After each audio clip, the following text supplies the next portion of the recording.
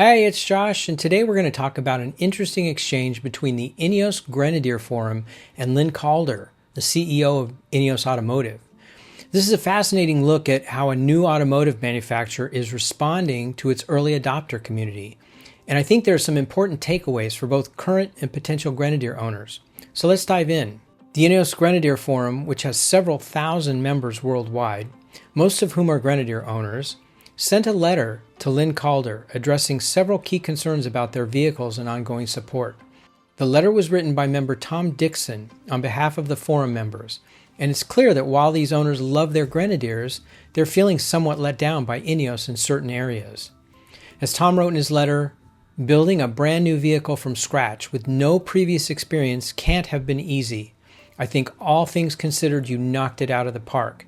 It is almost everything I hoped it would be, and whilst not perfect, it's close enough. But he goes on to explain that the forum members have become strong advocates for the brand, promoting it and supporting it, yet they're beginning to feel that INEOS isn't reciprocating that support. They outlined four main areas of concern, and Lynn Calder responded to each of them in a letter. I think this exchange is particularly important because it highlights the unique relationship between a new vehicle manufacturer and its early adopters. These aren't just customers, they're brand ambassadors who took a significant risk by purchasing a vehicle from an unproven manufacturer. As Tom points out in his letter, we took a chance on you and risked our own capital on an untried and untested project. We have backed you up when others have tried to put you down.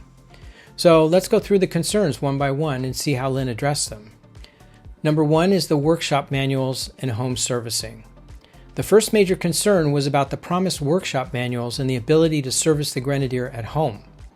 This was a significant selling point in the early days for many buyers, especially those coming from vehicles like the original Land Rover Defenders that were known for being owner serviceable. Tom wrote, "This was a big selling point for me. I owned 3 Defenders before my Grenadier, and I was used to doing my own servicing and repairs. The promise of a vehicle that would be easy to work on that came with a workshop manual was clearly made long before the launch. I would have not placed an order had this not been promised." The forum asked for clarity on whether the workshop manual was coming, if changes would be made to the vehicle software to enable owners to reset service warnings, and if access would be provided to third parties for aftermarket diagnostic tools.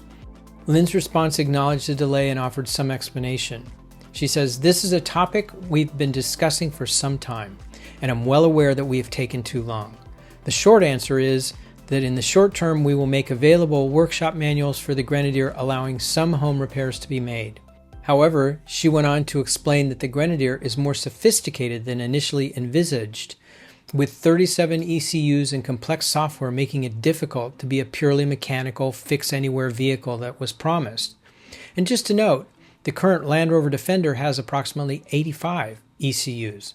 ECUs are basically the computer chips that run all sorts of processes in a vehicle, ranging from engine management to driver safety systems to climate control.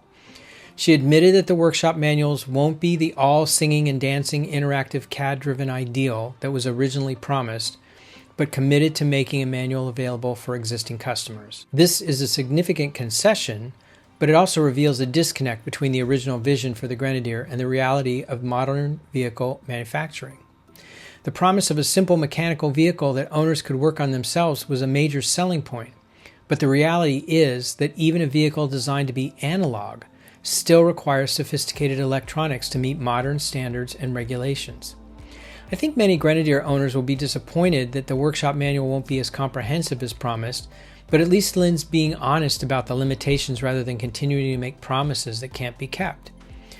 The commitment to provide some form of manual is a step in the right direction, even if it falls short of the original vision. Lynn also addressed the ADAS, Advanced Driver Assistance System issue, acknowledging that in markets where it's not legally required, it's extra frustrating to have enabled each time the car is started. She mentioned that for model year 26 vehicles, there will be a one-touch off button on the head unit, and that fixes are either available now or coming soon for existing vehicles. You know, the elusive software update that we've been waiting for over the past year. Anyway, moving on. Number 2, parts availability. The second major concern was about parts availability. Forum members reported delays in obtaining basic parts that should be available within 24 hours, with some waiting weeks for simple items like wheel studs and nuts. Tom wrote, "Owners around the world have reported delays in obtaining basic parts which should really be available within 24 hours. INEOS dealers don't appear to stock even the most basic items like wheels, batteries, wheel nuts, filters, and accessories." He went on to request a strategy for parts availability improvement for each market, a minimum service level agreement for parts that would always be available, and plans to ensure customers have access to dealers or service agents. Lynn acknowledged this issue as well. "I fully understand the frustration here as well, and fully understand that it impacts our existing customers greatly, but also, as you rightly note, doesn't help new buyers get comfortable to make a buying decision. So we need to fix it." Sounding a little corporate, but I'll go on. She explained that as a new business, they've been focusing on the areas with the most pain. First manufacturing, then sales channel, and then after sales is now firmly in the spotlight. She promised that they're making changes to the team, the structure, and the processes to address these issues. This is perhaps the most critical issue for current owners. A vehicle is only good as its support network, and waiting weeks for basic parts is simply unacceptable, especially for a premium vehicle like a Grenadier. While Lynn's response acknowledges the problem, it doesn't provide specific strategy or service level agreements that Tom requested. Many 2024 owners recently got a recall notice that for the door buttons that will be replaced free of charge.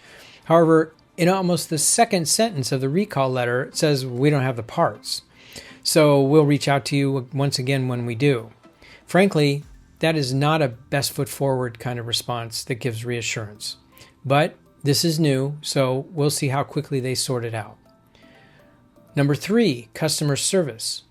The third concern was about customer service, which forum members reported as poor. Tom mentioned that his own issues that took 3 months to resolve, and noted that while customer service agents were polite and friendly, they were often unable to provide useful information. He requested plans to improve customer service and a clear customer service guarantee with key performance metrics and a clear hierarchy for complaints to follow. Lynn's response was straightforward. "It's my express statement to the INEOS team that what comes first in any scenario for me is the customer. We have fallen short on that as INEOS." She acknowledges the challenges of building a car company from scratch, but emphasized that her number one focus now is to get out of the mechanics of making the business happen and ensure that my decree is to put the customer at the heart of everything that we do is brought to life. Again, this is an acknowledgement of the problem without specific details on how it will be fixed. Lynn doesn't address the request for customer service guarantee or key performance metrics, which would provide more concrete assurance to owners. But it is true that they not only built a car from the ground up, they then had to build a dealer network, parts network, and so on. So yes, it's a really tall order that all needs priority 1 attention. Most owners are cool with that, but if their Grenadier goes out of commission for 3 months solely for the lack of available parts, that's not okay. So I hope INEOS is taking this one seriously. Number 4, communication. The final concern was about communication. Tom noted that dealers often don't have answers to simple questions and blame INEOS for lack of information, and that promised regular video updates never materialized. He pointed out that in the Asia-Pacific region, Justin Hokovar, who heads up that region, has appeared regularly on social media and YouTube, which has been positive, but there's no equivalent figure for Europe or the UK. And we had the same thing with Greg Clark in the US in the early days, but he's now gone, and George Ratcliffe hasn't stepped into that role to connect with customers. Lynn committed to improving communication. This should be the easy part. We are coming up for air, and I will give you my personal commitment to this.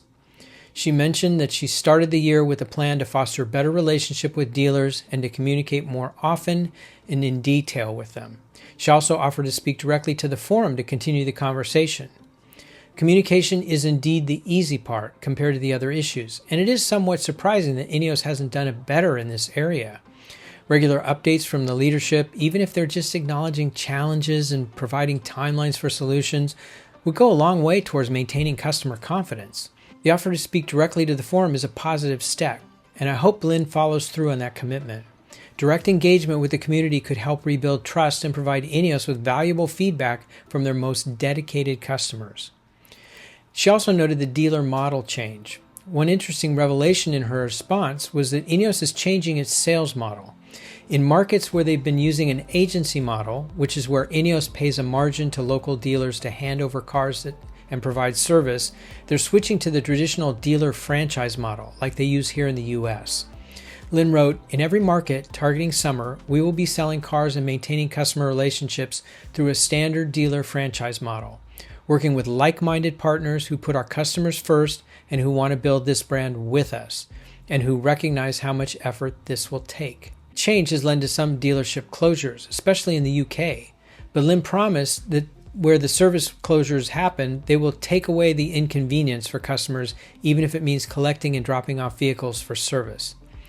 This is a significant shift in strategy and could have major implications for the customer experience. The traditional dealer model has its pros and cons. Dealers have more skin in the game and may provide better service, but they also have their own profit motives that don't always align with the customer interests. But I can't say that the agency model is much better for that, as they just get a commission for handing over a car. The acknowledgement that some dealerships will close during this transition is concerning, especially given the existing issues with parts availability and service. The promise to take away the inconvenience by collecting and dropping off vehicles is nice, but it doesn't address the fundamental need for accessible service locations. I've heard from several viewers in the UK that INEOS dealers are closing left and right, and this would explain that. At the beginning of this year in the UK, it listed more dealers than in the entire United States. So it remains to be seen how many actual dealers there will be to replace all of those agents that will be going away. So looking at this exchange, I think there's some positive signs here. Lynn's response was honest and direct, acknowledging the issues without making excuses. She committed to specific actions, particularly regarding the workshop manual. It occasionally got a little corporate in tone, not firmly committing to when things would happen, just that their goal is to make them happen. But that said, it's clear that INEOS has struggled with some of the aspects of being a new automotive manufacturer. The promise of a highly mechanical, owner-serviceable vehicle has run into the reality of modern automotive technology with its complex electronics and software. And the challenges of setting up global parts distribution and customer service networks have been significant. I think what's most telling about this exchange is the gap between the original vision for the Grenadier and the reality of what INEOS has been able to deliver. The Grenadier was marketed as a back-to-basics, no-nonsense utility vehicle that would be easy to work on and maintain. But the reality is that even a simple vehicle in today's world is still incredibly complex, and building a global support network from scratch is an enormous challenge. For current Grenadier owners, I think there's a reason to be cautiously optimistic. Lynn seems genuinely committed to addressing these issues, and the move to a traditional dealer model could help improve customer experience in those countries. But it's also clear that some of the original promises, like the comprehensive workshop manual, won't be fully realized. For potential buyers, this exchange highlights both the risks and the rewards of being an early adopter of a new vehicle from a new manufacturer. On the one hand, you get to be part of something new and exciting, and on the other hand, there are inevitably growing pains as the company figures things out. I still love my Grenadier, and I believe in what INEOS is trying to accomplish. But I also think it's fair to hold them accountable for the promises that they made to early adopters who took a chance on them. The Grenadier community has been incredibly supportive of the brand, and they deserve the same level of support in return. I think it's time for INEOS to focus more on their existing customers, improving service and parts availability, and fulfilling the promises that they made to the extent possible. The Grenadier is a great vehicle with a passionate community behind it, and with better support from INEOS, it could become even more successful. What do you think about Lynn's response? I've posted links in the description below to Tom's letter and Lynn's reply letter that can be found in the INEOS Grenadier forum. So, are you a Grenadier owner with similar experiences? Let me know in the comments. And if you're considering a Grenadier, has this changed your perspective at all? I don't think it should. And I say that mainly because INEOS is a private and well-funded company, and they can afford to get things right, though it may take more time than originally thought. So, thanks for watching, and I'll see you in the next video.